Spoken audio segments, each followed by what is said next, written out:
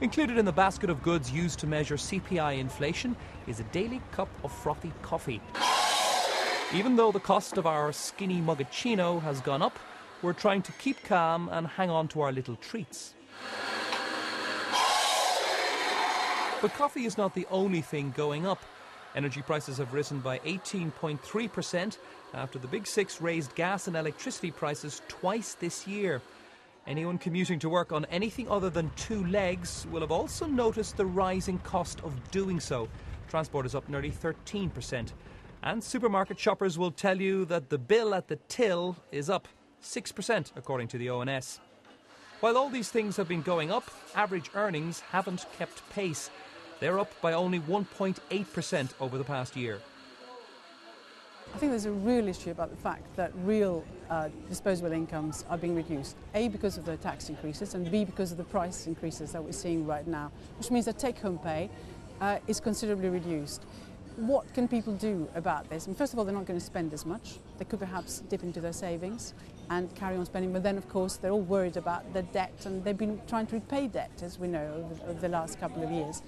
And of course, if they're not going to go out and spend, and instead they save it, then there is a serious issue about what happens, of course, in terms of the impact on the retail sector and loads of other sectors which are relying on the consumer going out and spending.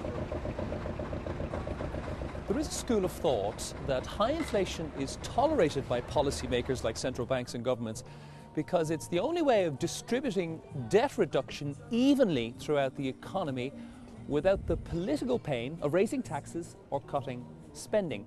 So now that we have high inflation, who are the real winners and losers? The main winners are those people who owe money. Inflation erodes away debt. So mortgage holders and big debtors benefit, especially if interest rates are at a record low. And because the government has a massive debt mountain, it gains too. Of the losers, today's RPI inflation, as opposed to CPI, came in at 5.6%. That means retailers will have to pay 5.6% higher business rates from next year.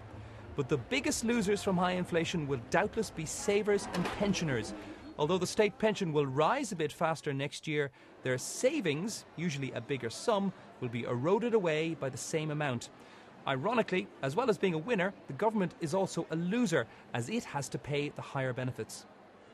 I would advise the current government not to ignore the needs of pensioners and to take their suffering seriously. Older people, older generations, not just those who are already retired, but now increasingly those coming up for retirement, are in deep trouble. And through no fault of their own. Most of them have saved, have tried to look after themselves, have been prudent. And everyone else is seeing that what's happened is, despite the fact that they've done all that, they are not doing well. So the message seems to be, the government doesn't care about you if you saved, the government doesn't care about you if you've done the right thing. But is today's high inflation figure as bad as the headline number suggests? If you look at the official measure of inflation, CPI, it's been well above its 2% target since January 2010 and twice its target since the start of this year. But if you strip out indirect taxes such as this year's rise in VAT and excise duties, the resulting inflation rate, known by the boffins as CPI-Y, has been much closer to the target 2% over the past 2 years. And the rate at which average wages have been rising is also much lower than the headline CPI rate.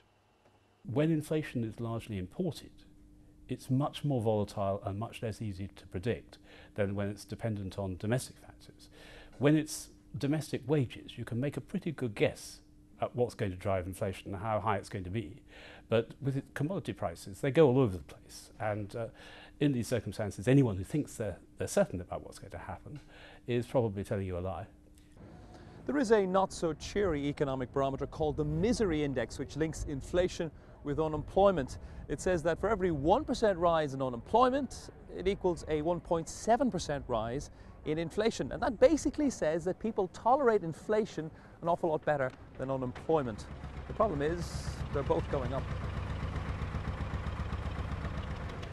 Has inflation peaked for now? Yes, probably. At least that's what most economists think. So the economy may have to chug along for a bit longer in these straitened times until the wind blows in our favour.